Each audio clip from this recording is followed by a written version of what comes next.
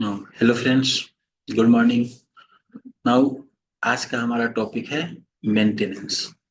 कोई भी सॉफ्टवेयर जब हम लोग साइट प्रिपेयर कर लेते हैं, इम्प्लीमेंट कर लेते हैं, तो उसके बाद हमें मेंटेनेंस की जरूरत पड़ती है कि जब हमारा सॉफ्टवेयर प्रॉपर रन कर रहा है उसके बाद उसमें कुछ मेंटेनेंस चाहिए होता है। मेंटेनेंस जरूरी नहीं है कि आपका सॉफ्टवेयर में कुछ प्रॉब्लम्स आए तभी मेंटेनेंस। मेंटेनेंस में भी बहुत कारण से हो सकते हैं, जैसे मार्केट में कुछ चेंजेज आ जाए या कुछ मार्केट के ट्रेंड्स जिस तरह से चल रहे हैं उसके हिसाब से आपको अपने सिस्टम में टाइम टू टाइम चेंजेस कराने पड़ सकते हैं। जैसे कि अ, सबसे पहले हम लोग मेंटेनेंस देखते हैं। मेंटेनेंस का मतलब क्या होता है? मेंटेनेंस का मतलब होता है कि it is widely accepted part of SDLC nowadays. या मेंटेनेंस क्या है? एक तरह का वाइडली एक्सेप्टेड पार्ट है। It stands for all the modification. एक बार सिस्टम इंप्लीमेंट करने के बाद अगर किसी भी तरह का मॉडिफिकेशन या किसी भी तरह का अपडेशन होता है डिलीवरी के बाद, प्रोडक्ट के डिलीवरी के बाद, तो उसे हम लोग मेंटेनेंस कहते हैं। अब ये मेंटेनेंस करने के नंबर ऑफ रीजंस हो सकते हैं। भाई क्यों मेंटेनेंस का जरूरत पड़ा? क्योंकि ऑलरेडी सॉफ्टवेयर हमारा पहले से टेस्टेड है। तो टेस्टेड है तो गलती होने की संभावना तो कम होती है, बट स्टिल हमें कुछ मेंटेनेंस का जरूरत पड़ता है। इसके पीछे कुछ रीजंस है। मॉडिफिकेशन रिक्वायर्ड क्यों है? सम ऑफ देम, कुछ मेंटेनेंस के रीजंस ये दिए हुए हैं। जैसे एक तो हो सकता है मार्केट कंडीशंस। सपोज करो मार्केट के कुछ पॉलिसीज चेंज हो गए, जो चेंजेस के समय के हिसाब से चेंज हो सकते हैं। सच एज टैक्सेशन, जैसे टैक्सेशन का सिस्टम पहले जीएसटी होता था, पहले कुछ अलग वैट वगैरह होता था, अब जीएसटी होने लगा, तो उसके हिसाब से आपको चेंज होना पड़ेगा। कुछ न्यूली इंट्रोड्यूस्ड कॉन्स्टेंट्स हो सकते हैं, like how to maintain book keeping में trigger need to modification. Government के कुछ रूल्स चेंज हो सकते हैं टैक्सेशन वगैरह में, या फिर कुछ सेल टैक्स में, इनकम टैक्स में, किसी भी चीज में। नाउ क्लाइंट का रिक्वायरमेंट अलग हो सकता है ओवर ए टाइम। समय के हिसाब से कस्टमर भी कुछ नए फीचर्स की डिमांड करते हैं। जैसे देखो, पहले हमारे पास मोबाइल होता था, फीचर्स फोन होते थे, उसमें कोई नेट नहीं चलता था, बाद में नेट वाला मोबाइल आ गया। तो ये तो समय के हिसाब से आप अगर अपडेट नहीं कर पाओगे अपने आप को तो फिर मार्केट से बाहर निकल जाओगे। जैसे नोकिया सबसे पहले सबसे ज्यादा चलने वाला सिस्टम था या मोबाइल था, लेकिन जैसे जैसे समय के हिसाब से उसने अपने आप को अपडेट नहीं किया तो मार्केट से आउट हो गया।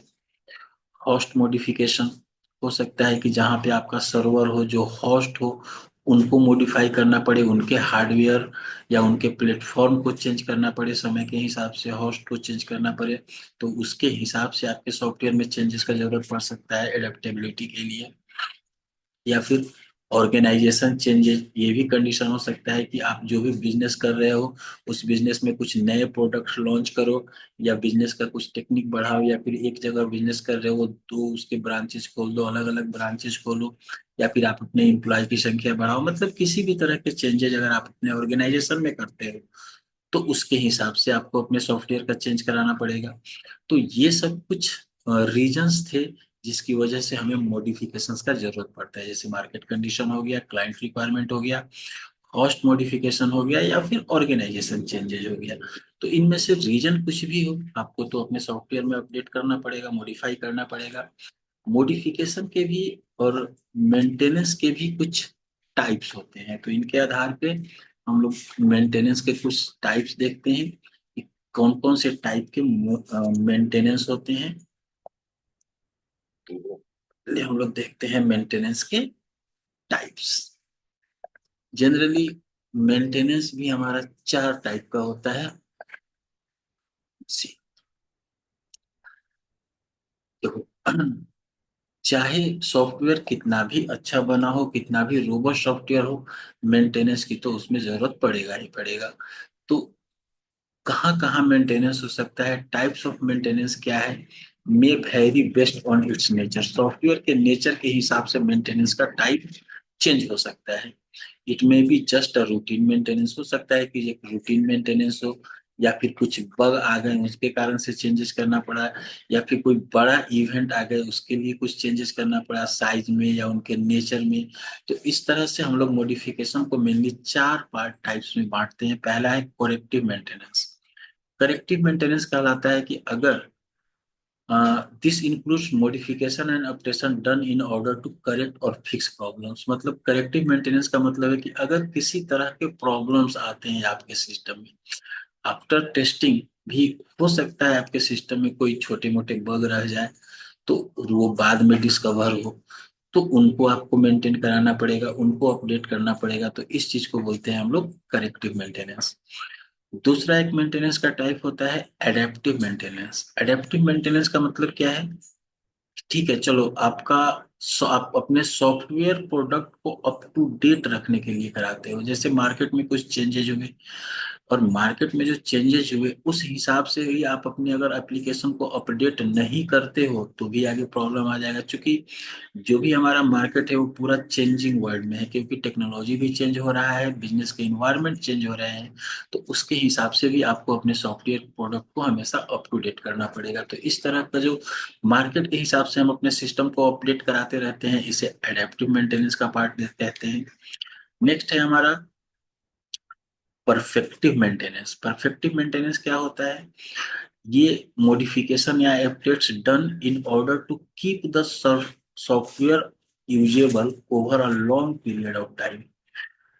अब अगर अपने सॉफ्टवेयर को लंबे समय के लिए चलाना है तो हो सकता है उसमें कुछ नए फीचर्स हमको ऐड करने पड़े, नया कुछ यूजर का रिक्वायरमेंट आ जाए, कुछ सॉफ्टवेयर को रिफाइन करने का जरूरत पड़े, कुछ उनको इम्प्रूव करना पड़े, उनकी रिलायबिलिटी या परफॉर्मेंस, मतलब एक तरह से इम्प्रूवमेंट।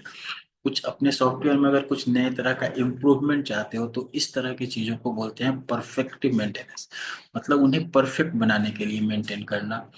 और नेक्स्ट एक कहलाता है हमारा last, preventive maintenance. Preventive maintenance क्या होता है कि हम लोग अपने सॉफ्टवेयर को फ्यूचर प्रॉब्लम से बचाने के लिए, फ्यूचर प्रॉब्लम से प्रिवेंट करने के लिए उसमें कुछ फीचर्स को अपडेट करते हैं, मॉडिफाई करते हैं। जैसे it's aim to attend problem, इन्हें पता है कि अगर इस तरह का प्रॉब्लम फ्यूचर में आ सकता है तो उस प्रॉब्लम को दूर करने के लिए वो बाद में आकर कुछ सीरियस इशू ना हो जाए फ्यूचर में, तो उन चीजों को दूर करने के लिए हम लोग कुछ मेंटेनेंस करते हैं, that is called preventive maintenance. Now तो ये सारे अभी हम लोगों ने देखा मेंटेनेंस का टाइप। अब जब हम लोग मेंटेनेंस करते हैं सिस्टम के तो इसके कुछ एक्टिविटी होते हैं, या कह सकते हो कुछ स्टेप फॉलो करने होते हैं। तो वो क्या है? नेक्स्ट है हमारा मेंटेनेंस के एक्टिविटीज। तो नेक्स्ट टॉपिक हम लोग देखते हैं एक्टिविटीज ऑफ मेंटेनेंस। मतलब अपने सॉफ्टवेयर को मेंटेन करने के लिए आपको कौन कौन से एक्टिविटी को परफॉर्म करना पड़ता है।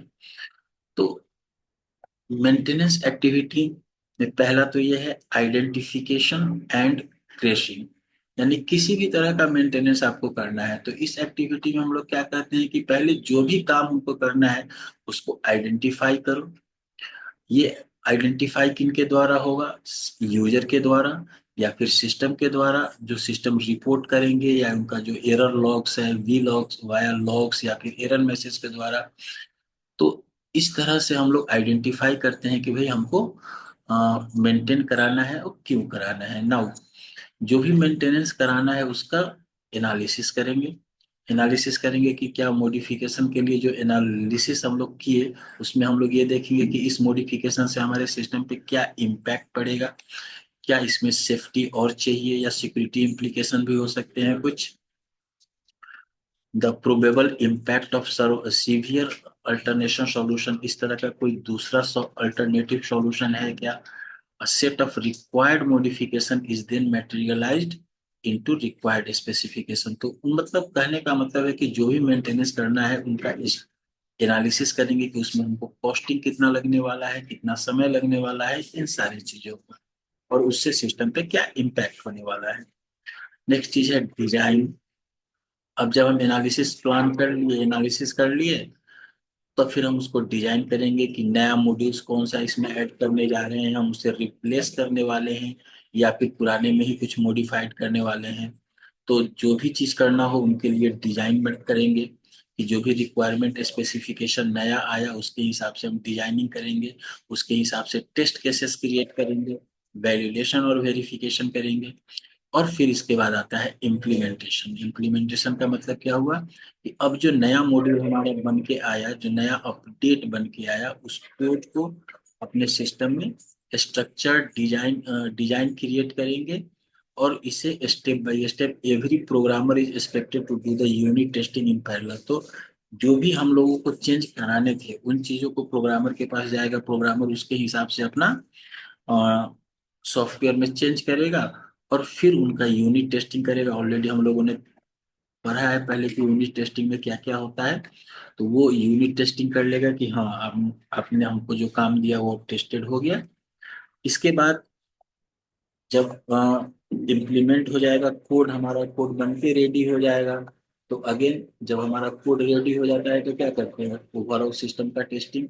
जैसे जो भी चेंजेस बने वो सारे चेंजेस हमारे सिस्टम में इनकॉर्पोरेट होगा और उसके बाद उसका पूरा सिस्टम टेस्ट किया जाएगा। सिस्टम टेस्टिंग के अंतर्गत चूंकि यूनिट टेस्टिंग तो हो चुका है, तो यहाँ पे हम पहले इंटीग्रेशन टेस्टिंग को करेंगे कि जैसे ही उस नए चेंजेस को इंटीग्रेट करेंगे अपने सॉफ्टवेयर में, तो उस नए मॉड्यूल को इंटीग्रेट करने से क्या क्या प्रॉब्लम्स आ रहा है। फाइनली जब system is tested as whole, integration testing के बाद हम सिस्टम टेस्टिंग करेंगे, क्योंकि पूरे का पूरे सिस्टम को टेस्टिंग करेंगे। इवन हमें रिग्रेसिव टेस्टिंग भी करना पड़ेगा, क्योंकि हो सकता है कि उस एक छोटे से चेंज के कारण हमारे सिस्टम में बहुत सारे इफेक्ट पड़ जाए, बहुत अलग अलग जगहों पे एक्सेप्ट प्रॉब्लम हो।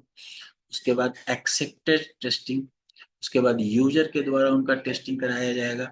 After testing the system internally, it is tested for acceptance with the help of user. अब उसको यूजर के द्वारा टेस्ट कराया जाएगा कि भाई जो चीज हम लोगों ने नया इसमें ऐड किया उन चीजों के क्या क्या उसमें कोई कंप्लेंट्स तो नहीं है या कोई इश्यूज तो नहीं है। अगर कुछ है तो बताओ, अभी उसको ठीक करेंगे।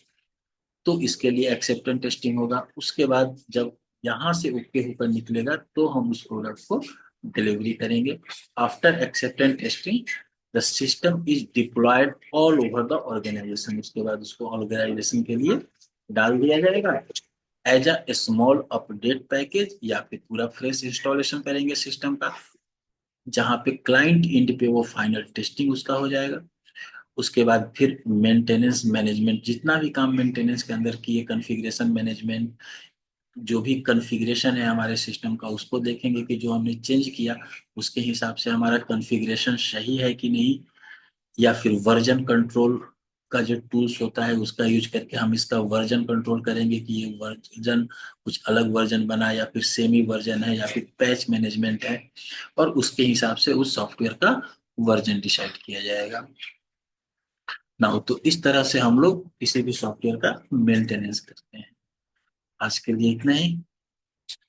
Thank you.